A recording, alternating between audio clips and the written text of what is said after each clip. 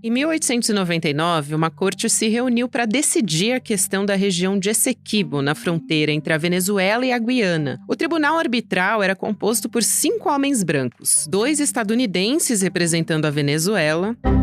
Sim, é isso mesmo que você ouviu. Também 2 ingleses representando o Reino Unido e um 5º membro como parte imparcial nessa história. A Inglaterra dominou a chamada Guiana inglesa praticamente por 2 séculos, de 1796 a 1966. Quando a Guiana ficou independente, ela levou com ela o que seria Essequibo. Bom, esse é o argumento do Maduro para dizer, historicamente, Essequibo pertence à Venezuela. A colonização da Venezuela pelo Império Espanhol aconteceu de 1522 a 1850, quase 300 anos de exploração. A região reivindicada por Maduro tem 160 mil quilômetros quadrados, equivalente a 70% do território da Guiana, composta principalmente essa região de florestas, também uma região rica em minérios, rica em petróleo. Abaixo dessa região, Essequibo tem uma das maiores reservas de petróleo do mundo, comparável, talvez, segundo alguns analistas, à reserva da Arábia Saudita, para se ter uma ideia do que nós estamos falando. Segundo motivo, que talvez seja o mais importante desse referendo. Na metade do ano que vem, a Venezuela terá uma eleição presidencial. Vai poder ter uma oposição a uma disputa eleitoral. O governo de Maduro precisa de alguma coisa que funcione como um agregador de voto. A realidade decolonial dos países da América Latina remonta um passado ainda recente de um jogo de interesses estrangeiros. A luta pela soberania nacional é uma ferida aberta para nações que tiveram o desenvolvimento social, econômico e político comprometido pela exploração. Decisões importantes, como a definição dos seus próprios territórios, não foram tomadas dando voz a lideranças e interesses locais. Na Venezuela, existe uma histórica intervenção política e militar dos Estados Unidos em nome dos interesses de empresas e bancos estadunidenses. Mas será que hoje, nessa tentativa de aglutinar o território de Essequibo, da vizinha Guiana, existe a defesa de interesses legítimos dos venezuelanos? Ou essa é só mais uma manobra de um governo autoritário e expansionista?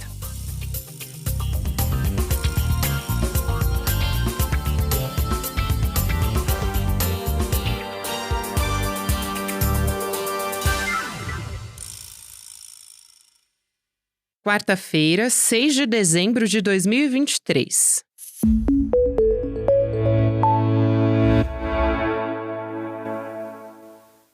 Olá, seja muito bem-vindo, seja muito bem-vinda. Eu sou a Gabriela Varelli, esse é o Videocast em Detalhes, e aqui sempre com um convidado, uma convidada, a gente analisa uma temática ou uma notícia importante do momento. Hoje a gente vai falar sobre a tensão entre a Venezuela e a Guiana pela anexação do território de Essequibo, e eu converso com Gustavo Menon, que é professor de Relações Internacionais na Universidade Católica de Brasília e também do Programa de Pós-Graduação em Integração da América Latina da Universidade de São Paulo. Professor, obrigada por aceitar nosso convite, seja muito bem-vindo aqui ao Em Detalhes e também ao ICL. Muito obrigado, Gabriela. O prazer é meu, uma honra que possamos avançar nesse debate sobre um conflito que marca a nossa região no mundo, América do Sul, e parabenizar a todos do ICL pelo trabalho. Que é isso, professor. Eu que agradeço a sua gentileza. E eu quero começar com uma pergunta bem básica mesmo. Como que essa disputa começou? Porque a gente está falando de uma disputa histórica, né? E qual é o impacto para essas duas populações, né? A venezuelana e a da Guiana também. Excelente pergunta, Gabriela. Num primeiro plano, a gente precisa situar esse conflito, essas tensões bilaterais entre Venezuela e Guiana a partir de uma conjuntura datada desde o período colonial. Aquilo que se refere principalmente à formulação das novas repúblicas na América do Sul. Esse processo que se dilatou, desde meados do século XVI e que vai culminar no século XIX com as independências nessa região que hoje nós conhecemos como América do Sul. A Venezuela torna-se independente na primeira metade do século XIX e desde aquele momento pleiteia esse território em função exatamente das disputas que foram, de certa forma, orquestradas pelas potências colonizadoras. Lembrando que a Guiana foi colonizada a partir de de interesses britânicos e, no caso da Venezuela, uma colonização vinculada sob a direção exatamente do chamado Império Espanhol. Naquilo que se refere exatamente a essa região de Essequibo, com essas disputas que foram ensejadas principalmente nos últimos dias, nós estamos falando de uma região de difícil acesso, uma região que não é tão povoada do ponto de vista da distribuição demográfica e que acaba integrando exatamente a região da Venezuela da bacia do rio Orinoco. Estamos falando de uma região privilegiada naquilo que se refere a recursos naturais, com uma forte prevalência atualmente na exploração do petróleo e gás, mas é fonte também de ouro, de urânio, entre outros recursos naturais. Desde aquele momento da colonização até as independências das novas repúblicas na América do Sul, processo esse datado, como eu disse, no século XIX, há uma disputa muito vinculada exatamente aos caminhos dessa região, em função da Guiana se tornar independente, Gabriela, apenas no século XX. A independência da Guiana ela é conquistada a partir, então, de uma mediação com a Inglaterra em meados de 1966. Agora, essa região, por ser uma região em litígio, veja que ela é alvo dessas intervenções, inclusive da comunidade internacional, desde pelo menos a transição do século XIX para o início do século XX. E veja que naquele momento, a Venezuela foi representada por interesses estadunidenses. No chamado Tratado Arbitral de Paris, datado de 1899, a Venezuela teve como seus representantes exatamente juristas dos Estados Unidos, delimitando exatamente essa região que atualmente a Guiana considera como sua. No entanto, há uma série de indícios, há uma série de elementos que apontam para esse Tratado de Paris, de novo, o tratado datado de 1899, articulado a partir de uma série de vícios, a partir inclusive de um complô naquele momento entre Inglaterra e Estados Unidos, lembrando que aquela conjuntura também era uma conjuntura de doutrina Monroe, de América para os americanos, onde os Estados Unidos entendia a região como uma região de sua notória influência. A Venezuela não reconhece, acho que isso é importante mencionar aos nossos telespectadores, exatamente essa celebração do Tratado de Paris, datado de 1899. Aliás, esse rechaço foi alvo exatamente desse referendo do último final de semana. A primeira pergunta do referendo era se a população venezuelana reconhecia a legitimidade em relação ao Tratado de 1899. Esse conflito... Professor, desculpa te interromper, porque o senhor falou justamente desse referendo e eu acho muito importante fazer essa pergunta, porque o referendo aconteceu, uma consulta pública, vamos dizer assim, no último domingo, dia 3 de dezembro, e aí a gente teve 95% dos eleitores aprovando essa criação de um novo estado de Essequibo. Só que, justamente eu quero fazer essa pergunta para o senhor, porque é o seguinte, foram feitas 5 perguntas e a gente teve a adesão dessas pessoas, mas foram perguntas que induzem, as respostas, por exemplo. Aí eu peguei uma dessas perguntas que foi o seguinte: você está de acordo em rechaçar por todos os meios, conforme o direito, ali imposta fraudulentamente pelo laudo arbitral de Paris de 1899? Então, quer dizer, claramente, essas perguntas foram feitas de uma forma ali já enviesada. Então, eu pergunto, qual que foi a intenção dessa consulta pública? Teve uma intenção eleitoral ali, ou se de fato a Venezuela quer anexar essa região? Excelente pergunta, Gabriela. Percebam que essa consulta, na verdade um referendo, se dá em um momento político onde a Venezuela está às vésperas de sua eleição presidencial. Recentemente, houve um acordo, inclusive mediado a partir da atuação da diplomacia brasileira para a realização das eleições presidenciais no país, e também é uma forma do atual governo venezuelano, dirigido por Nicolás Maduro, de ensejar a população exatamente em uma disputa histórica. Insisto, essa disputa não é uma disputa do governo bolivariano de Nicolás Maduro. Então, essa consulta que foi realizada no último domingo na verdade, induzia a população, como você bem disse, como você bem elencou, a, de certa forma, legitimar essa luta histórica. Agora, esse movimento ele é dado em um contexto de tentativa de retomada do crescimento econômico venezuelano. A Venezuela não está no seu momento de maior crise econômica, muito em virtude das flutuações do preço do barril do petróleo. Houve uma retomada dos preços das commodities, e isso vem ajudando o governo de Nicolás Maduro a angariar apoio em sua base eleitoral. Então, sem dúvidas nenhuma, Gabi, esse movimento também é um movimento político que visa exatamente as eleições presidenciais de 2024.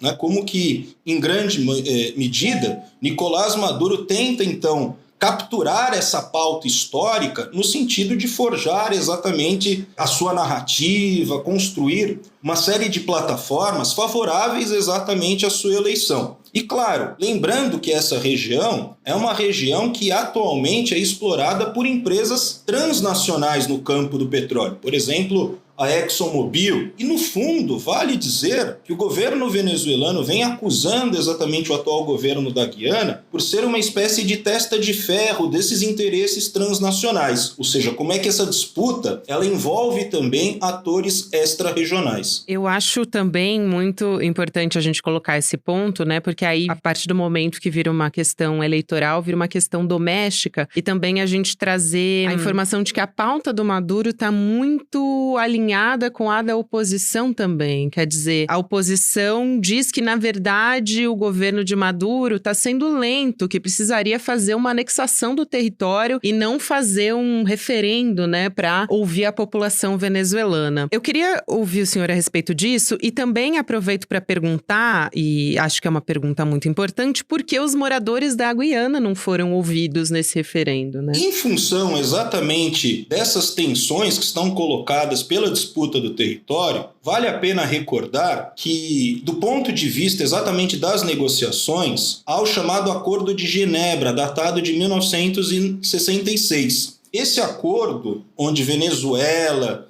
e o governo britânico daquele momento, veja que trata-se de um instrumento transitório para a solução conclusiva, pacífica e honrosa entre as partes. Acontece que em 1966, Gabi, a Guiana tornou-se independente e passou a ser parte também do Acordo de Genebra. A oposição venezuelana também é favorável a esse entendimento que esse território pertence à Venezuela. Então, essa pauta é uma pauta que extrapola os domínios do atual governo venezuelano, inclusive os setores bolivarianos, né? Por isso a ampla adesão. No entanto, quando a gente olha exatamente para essas tensões nas relações bilaterais entre Guiana e Venezuela, veja que essa disputa se insere em um marco maior de fragmentação política na América do Sul e desintegração econômica. Isso associado no plano internacional com os conflitos do ponto de vista geopolítico que estão sendo ensejados na contemporaneidade. O conflito no Oriente Médio, a guerra na Euroásia, as disputas comerciais entre China e Estados Unidos. Quando a gente puxa esse debate para o solo da Guiana, veja que até a Guiana tinha um entendimento que esse território trata-se de um território em litígio, em disputa. Por isso é errado afirmar que esse território conta com a soberania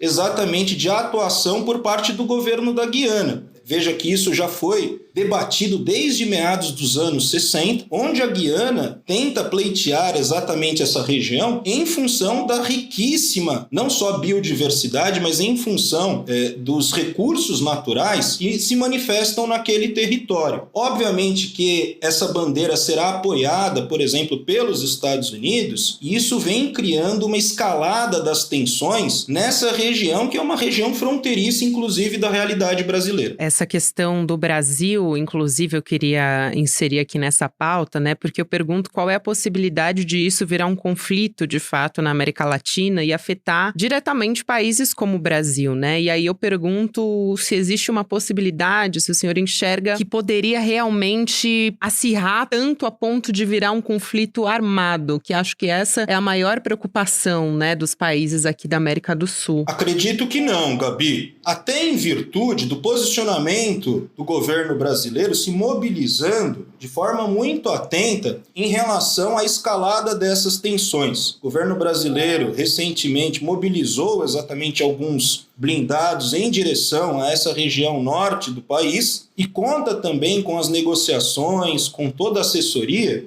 do antigo chanceler Celso Amorim. Recentemente, Celso Amorim esteve exatamente com o atual presidente da Venezuela, Nicolás Maduro, reafirmando essa posição, que é uma posição, inclusive, mencionada pelo presidente Luiz Inácio Lula da Silva, de que a gente não precisa, nessa conjuntura de cruzamento de crises, de acentuação das contradições, trata-se de um conflito na América do Sul. No entanto, Gabi, a gente tem aquela mística de que as nossas fronteiras foram demarcadas por processos pacíficos. E isso não é verdade. Quando a gente olha para a formação dos Estados nacionais na América do Sul, nós estamos falando de uma série de guerras que prevaleceram, por exemplo, no século XIX. No caso brasileiro, a Guerra do Paraguai, em outros países da América do Sul, a própria Guerra do Pacífico. E esse conflito que se dilata desde o século XIX até a contemporaneidade nas relações entre Guiana e Venezuela. Então, vale destacar que esse conflito não é um conflito novo, não é um conflito pertencente, inclusive, ao governo de Nicolás Maduro, e a própria Constituição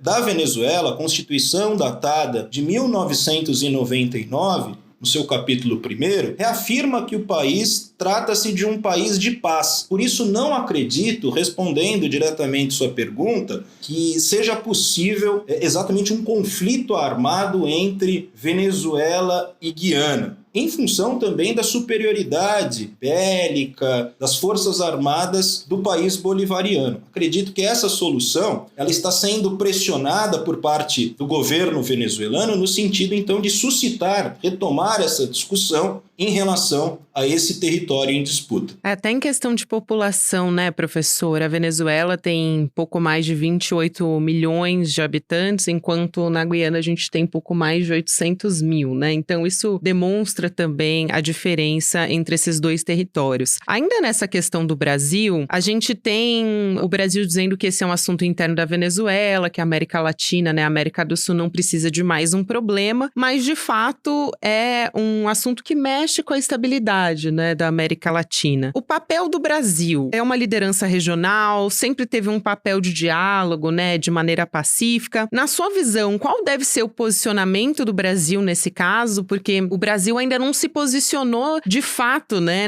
como um mediador a respeito desse assunto. Teria que se posicionar de uma forma mais contundente, não, na sua avaliação? Em que medida seria ou não nocivo para os interesses brasileiros não ter um papel de neutralidade nessa questão? O problema, Gabi, é que faltam fóruns compatíveis para a equação dessa problemática. Por exemplo, a Guiana se apega exatamente a uma decisão, a um posicionamento em relação à Corte Internacional de Justiça. A Venezuela já deixou explícito que não reconhece a jurisdição dessa corte em relação ao tema. E nesse contexto de fragmentação política e desintegração econômica na América do Sul, percebam que há ausência de mecanismos, de instrumentos que possam viabilizar essa solução pacífica. Recentemente, no início do século XXI, nós tivemos, por exemplo, a presença da Unasul, a União das Nações Sul-Americanas, que tinha como um dos seus departamentos, em um dos seus principais órgãos, exatamente o Conselho de Defesa Sul-Americano. Em função exatamente dos posicionamentos político-ideológicos diversos na América do Sul, nós acabamos implodindo a Unasul, que poderia ser um instrumento importante nesse conflito, no sentido de pensar uma solução, inviabilizando a presença de forças,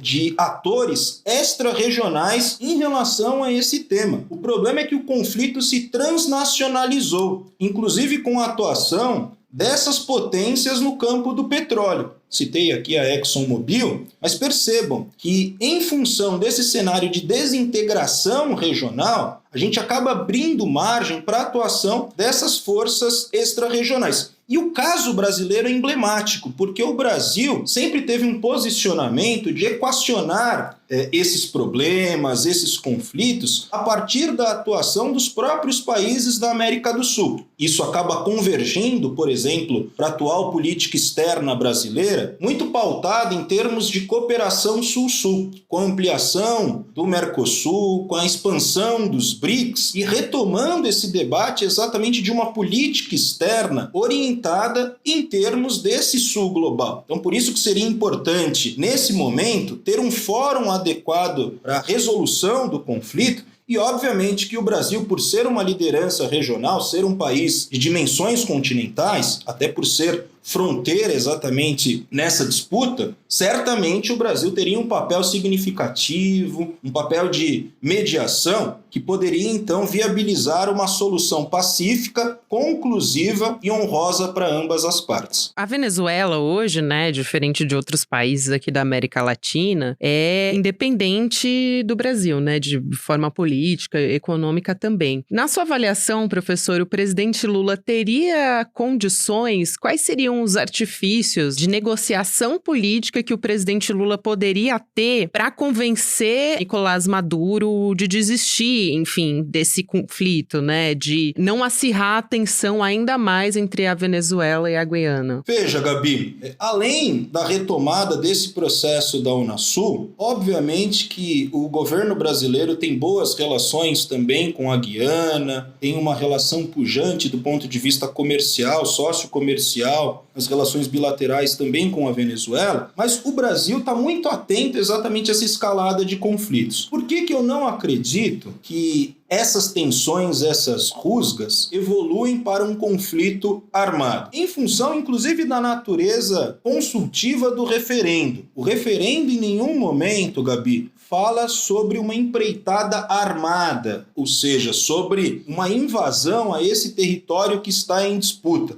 Uma ação propriamente militar. Isso já foi rechaçado num primeiro plano por parte do atual governo bolivariano, pelo atual governo da Venezuela, mas nós não sabemos como é que isso vai evoluir nos próximos dias, em função também do plano internacional que nós narramos, né? Nós estamos diante aí de uma série de tensões no campo das relações internacionais, no âmbito geopolítico, e claro que isso deve passar também como um tema central da próxima eleição presidencial na Venezuela. O Brasil pode, então, de certa forma, tentar equacionar essa escalada do conflito, das tensões, ponderando, tanto com o governo da Guiana, bem como diante do governo de Nicolás Maduro, o pleno entendimento em relação ao Acordo de Genebra, datado de 1966. Esse acordo, por ser uma via transitória, insisto, envolve uma série de debates, uma série de mecanismos que apontam exatamente para essa solução pacífica. É bem provável que o Itamaraty, o Ministério das Relações Exteriores, aponte exatamente para esse caminho. Tem um outro ponto de preocupação, que é a questão dos Estados Unidos, né, professor, para a gente fechar a nossa conversa. Mas o porta-voz do Departamento de Estado, o Matthew Miller, disse nessa segunda-feira, dia 4 de dezembro, que o governo estadunidense apoia uma solução pacífica para esse caso, mas que não pode ser resolvido por meio de um referendo, né? Depois o Nicolás Maduro foi lá e falou, olha, retiraram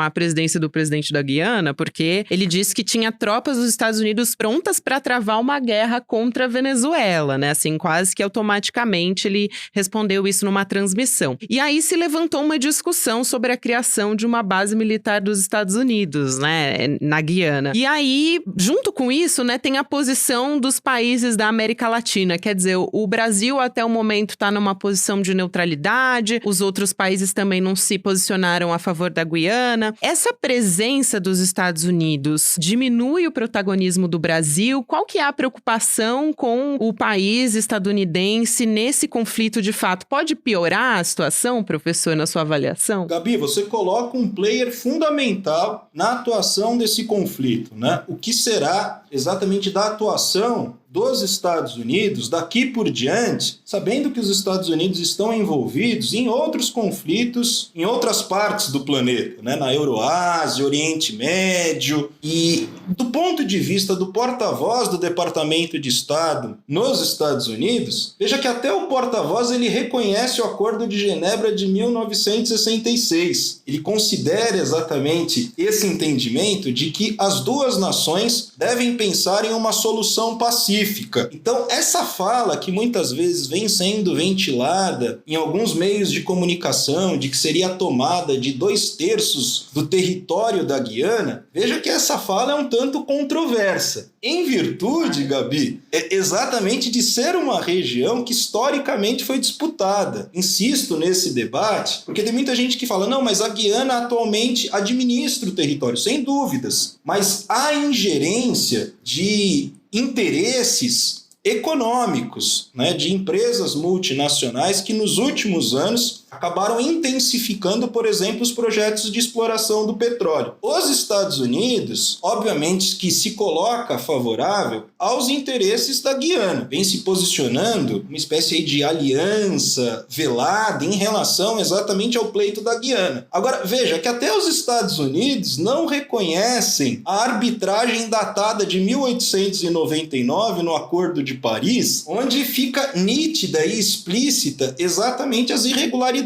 os vícios e as assimetrias naquele laudo arbitral. A Guiana atualmente fica se apegando a esse laudo. E veja que há uma série de questionamentos que estão articulados exatamente na atual conjuntura em relação a esses atores que são atores extra-regionais. A Venezuela também, para contextualizar, acho que é importante dizer, né, diz que o laudo foi feito de forma errada e que pela perspectiva histórica a região deveria ser venezuelana, né? E a Venezuela fez constar no acordo que ela não concorda com a fronteira. Então, isso deveria ser discutido posteriormente. E aí, onde essa fronteira deveria estar. E aí a Guiana foi empurrando, né, ao longo desses anos, essa história, não queria perder território e, obviamente, tecnicamente, ela concordava, né, concorda que deveria ser criada essa comissão para delimitar essa fronteira. Então, isso está em jogo também, né? Mas só ressaltando um ponto aqui, professor, para a gente fechar, os Estados Unidos podem, então, piorar de fato essa disputa? Eles podem acirrar ainda esses ânimos,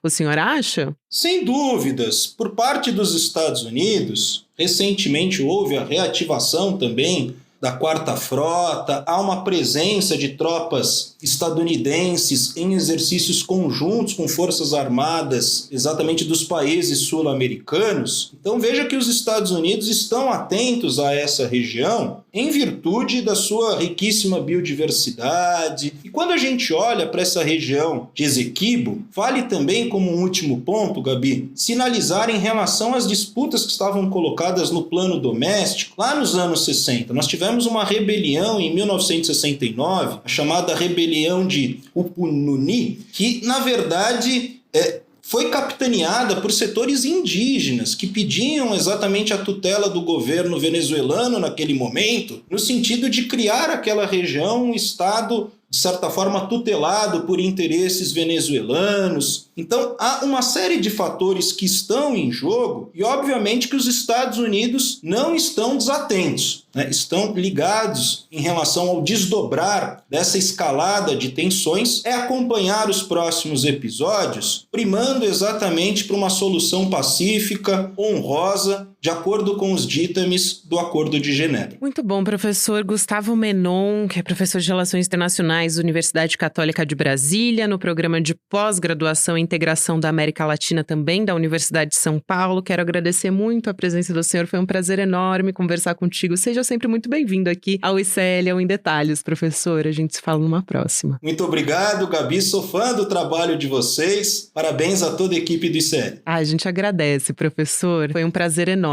Um grande abraço. Até uma próxima. Com disposição. Tchau, tchau. Tchau, tchau, professor. O Videocast Em Detalhes fica por aqui. O próximo episódio vai ao ar às 10h30 da manhã, ao vivo no YouTube, por onde você você acompanha toda a programação do ICL Notícias. E antes de você ir embora, quero também dar um recado muito importante, porque a gente tem, no dia 17 de dezembro, um domingo, 8 horas da noite, uma aula com o artista e filósofo Eduardo Marinho. Então a gente vai ter um encontro de Eduardos aqui, a indignação como filosofia de vida. É isso que move o Eduardo, ele vai trazer uma reflexão questionando o sistema a partir da vivência dele, contar toda essa história que é interessantíssima, super recomendo para todo mundo que faça a inscrição agora para não perder essa oportunidade. Então, se você fizer a inscrição em icl.com.br/em-detalhes, você pode acompanhar essa conversa ao vivo no dia 17 de dezembro, às 8 horas da noite.